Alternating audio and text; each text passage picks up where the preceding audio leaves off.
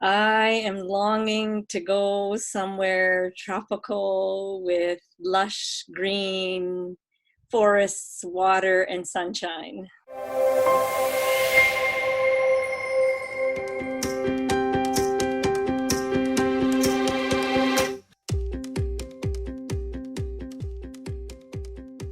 You have no idea. I would have had at least 4 or 5 trips by now.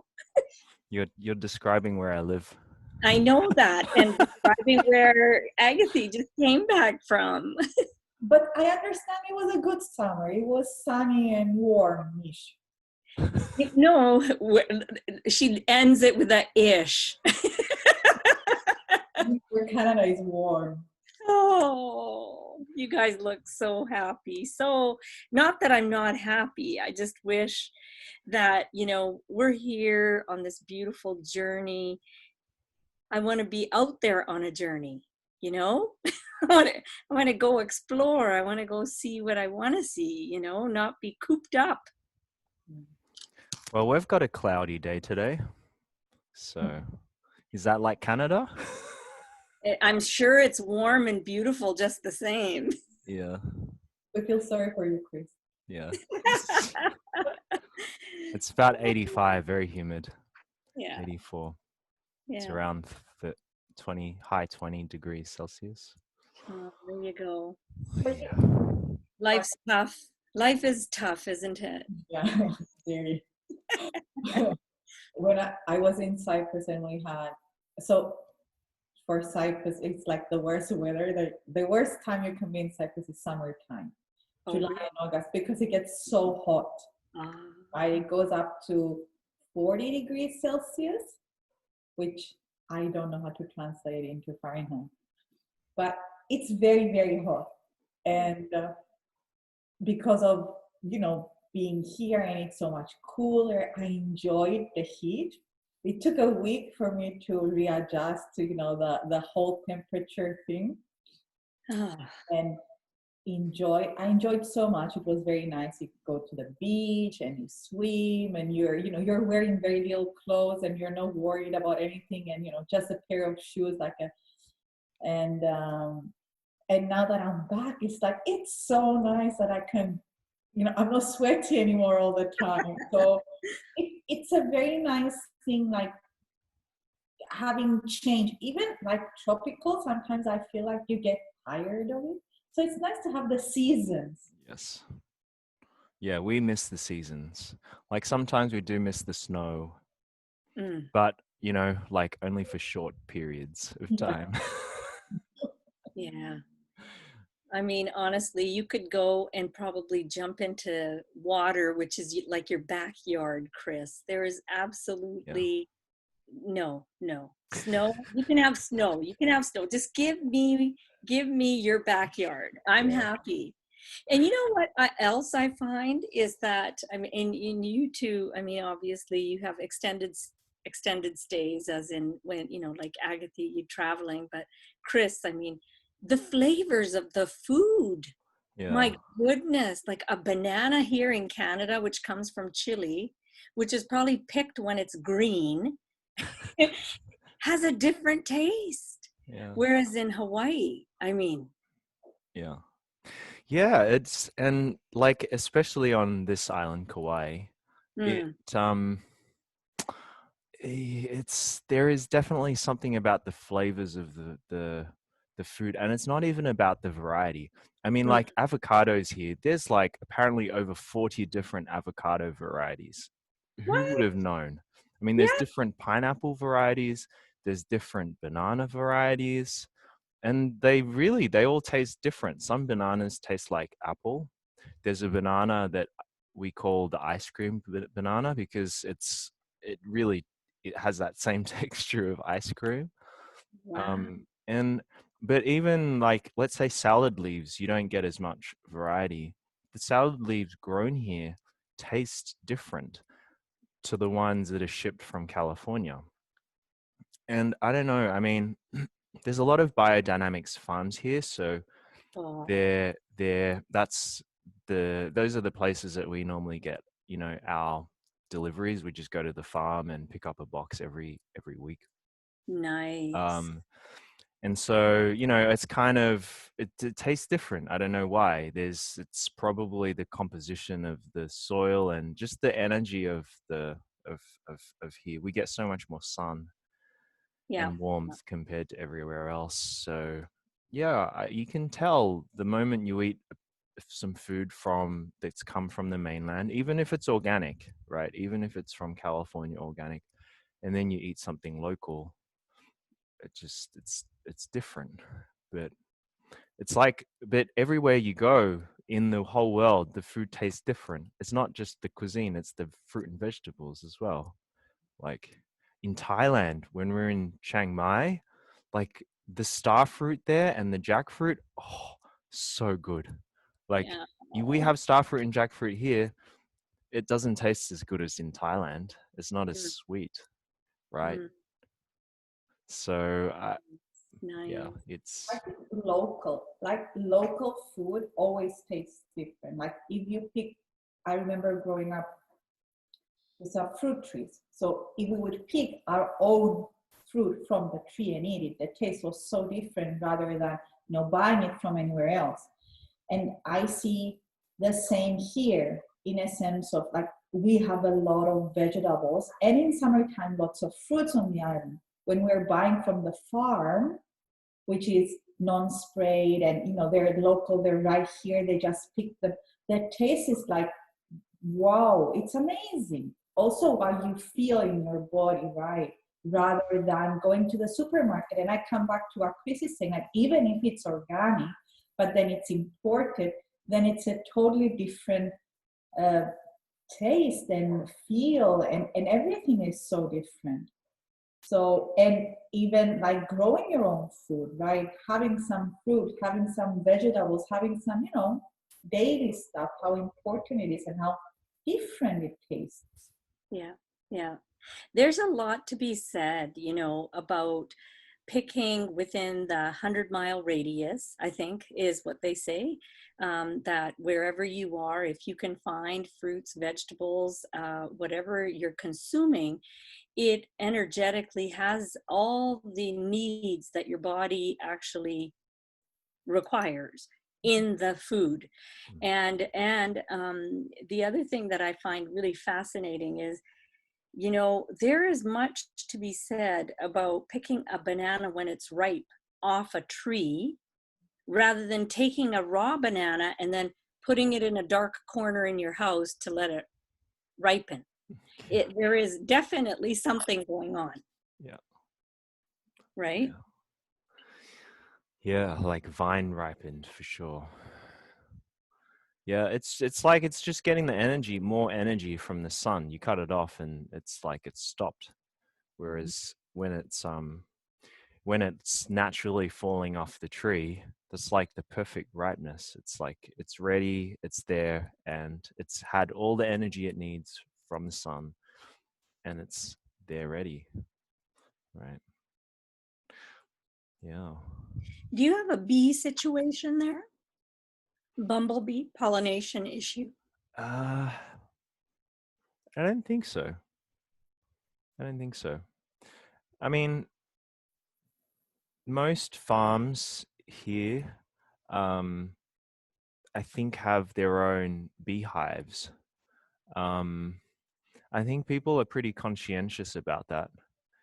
Um, yeah, because there's a lot of local honey. Uh, I mean, we had a bee swarm come and want to try and settle on our house, like in the roof, Oh, just the other wow. day. So I think they're thriving.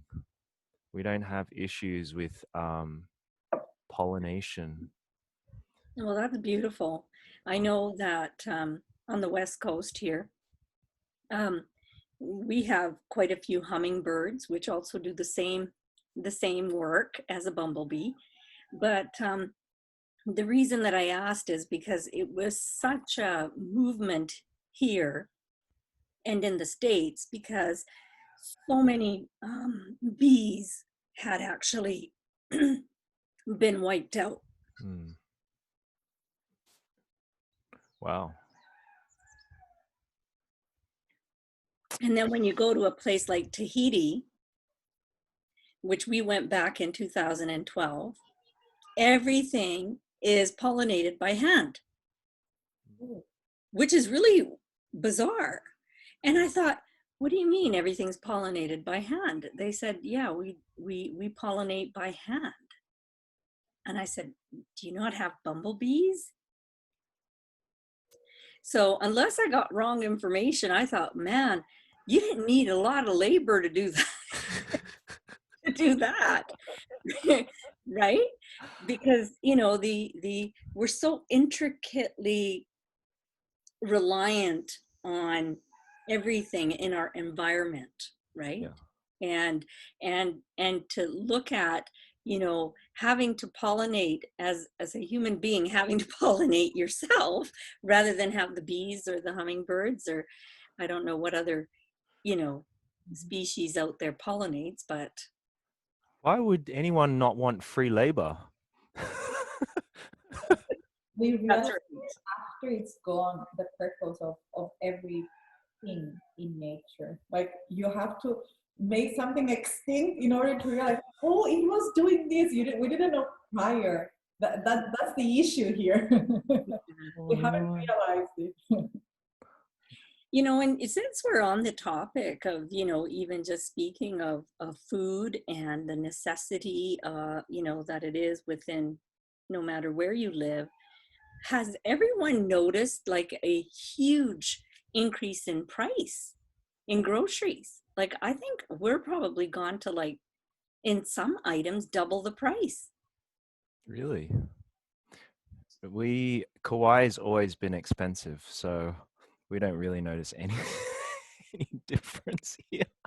But yeah, Yeah, this is a very interesting island because most of, there's only a very small population of locals here, maybe 60 to 70,000.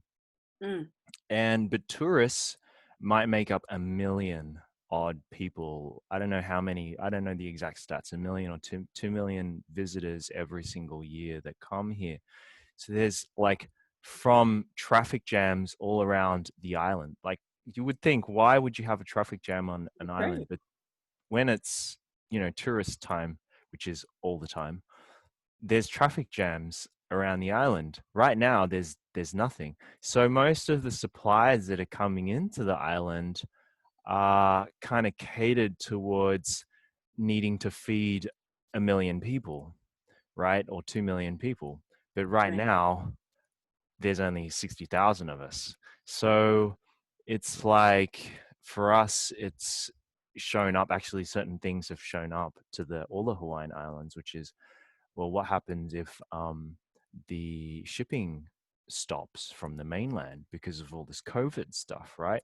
We don't grow enough food for the locals and the tourists on the islands, in any of the Hawaiian Islands. I mean, we've got the most fertile lands to do it, but you Right. think about like Maui, it was growing sugar canes over thousands of hectares. Like, why would you be growing that? Why would you not be growing food for your own locals? And so it's kind of highlighting this, which is, I think, where we're starting to shift back towards that, to be, locally sustainable, Mm-hmm. which is Mm-hmm. very good. It's reduces this reliance on other places to get deliveries of things, right? When you wonder whether you ship from Mexico or you ship from China or whatever that's supplying your grains is going to just suddenly not show up the next day. So I think it's And there's a real learning curve too, Chris. When you're doing your own gardening and growing, there's a huge learning curve. I know here in Vancouver, when you take a child to Save on Foods, local market, they'll turn around. They think that that's where everything comes from. They don't understand. They can't connect that this fruit is actually grown. Like, you can grow this. I mean, and it's really, really sad, because when you ask, oh, well, where do the strawberries come from? Well, they come from Safeway. Well, No, actually, they come from the backyard of somebody who's decided to grow them. Yeah. It's really interesting, and I know that growing up, it wasn't like that. I mean, growing up, everyone had everyone had a garden, and everyone exchanged their seeds. Everyone exchanged whatever they picked or harvested, you know. And I look back, I look at my mother who had limited English, and I look at our neighbor who had limited English. So my mother being Indian and my neighbor being Chinese. So she would grow the vegetables, which were very, going to cater to their desires for dinner and lunch and whatever else. Whereas my mother would grow all these herbs and spices and things. And so she doesn't know what she's growing, and she doesn't know what and then they're trying to communicate. And you know what? It was beautiful because they could still communicate and help each other understand that you could do this with it and you can do this with it. Yeah. Yeah, there's an alchemy of self-love in that. You're loving your garden and you're caring for it like it's your child. You get Yes. upset when something dies or a snail eats it, or you're like, oh, I was so looking forward to that lettuce, or whatever it is. And when you finally actually get to enjoy it, whether it's the herbs or the whatever it is that you're picking from it, it's like, oh, like you're receiving that. It's like this self-reflective love you kind of get back. When you buy it off the supermarket, you you don't really have that. Yeah. So different, yeah, very different. How's things in Cyprus, Agathi? Do they do a lot of gardening and exchanging like that? So Cyprus is very warm, very hot and dry. So there is not a lot of water. Mm-hmm. We always had a lot of fruit trees. Mm-hmm. In every house that has a garden has fruit trees, which was something that I was shocked when we first moved to Canada, because the houses have amazing, beautiful gardens, like huge gardens, but no fruit trees. There are trees that look nice, but they don't actually produce anything. So my first question was like, okay, where are the fruit trees? I want to have a fruit tree. We have all this space and you have a lot of rain here. So where are the fruit? So, for example, every house has a lemon tree in Cyprus. So there's always an exchange of lemons, because lemon trees make so many lemons that you make all these things and then you give to the neighbors. Coming back to what you're saying, Sal, how people are giving and taking, and mandarins and oranges and yes, they do. One thing that has happened, and it's coming, from all the discussions, and is that, for example, a part of Cyprus has banana trees. Right? What happens is that, like some years ago, the bananas, the local bananas, were going abroad. So we were buying imported bananas. Which is very funny in a sense of, your place, your country produces a specific fruit, but you are buying imported. Yeah. And I think with everything that has happened and is happening in the world, so many people have realized the importance of having your own, or creating a local, community that you have what you need in regards to, food and everything else. And it's, I was talking with a friend when I was in Cyprus, and she was telling me she comes from a village in Greece. Greece has an amazing weather, fertile lands, and like it has warmth, and then it has coolness in the north, and it's just such the best place, to grow different things. So I don't know, 20 years ago, they came to the farmers in that village and they told them, we will pay you if you stop planting.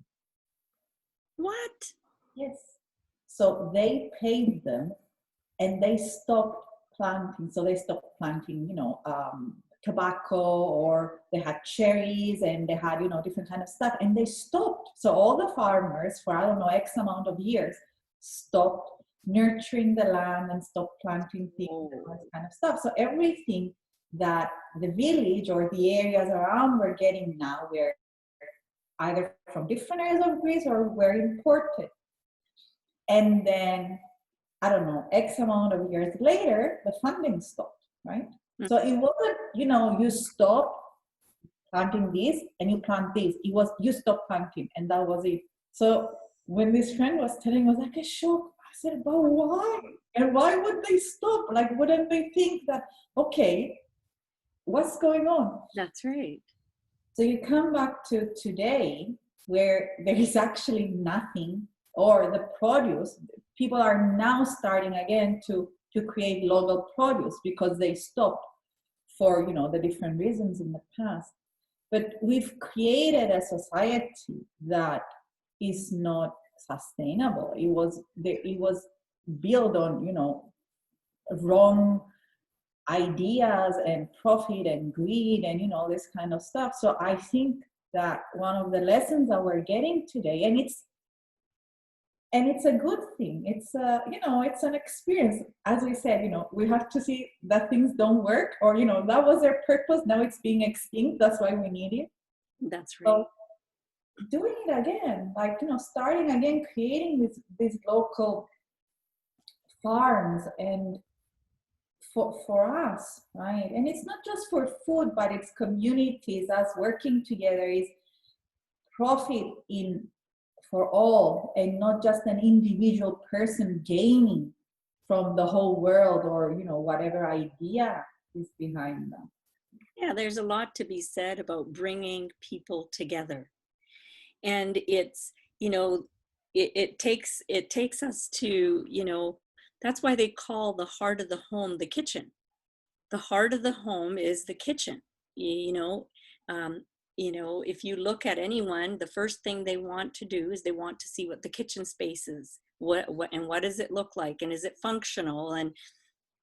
And when you have guests over, what's the first thing you do? You're entertaining from the kitchen. And so food ties people together, and doing things together, it's beyond just the sustainability of making sure we have what our body needs as in nourishment. It's something even beyond what you can put a finger to, right? And so that's a beautiful thing.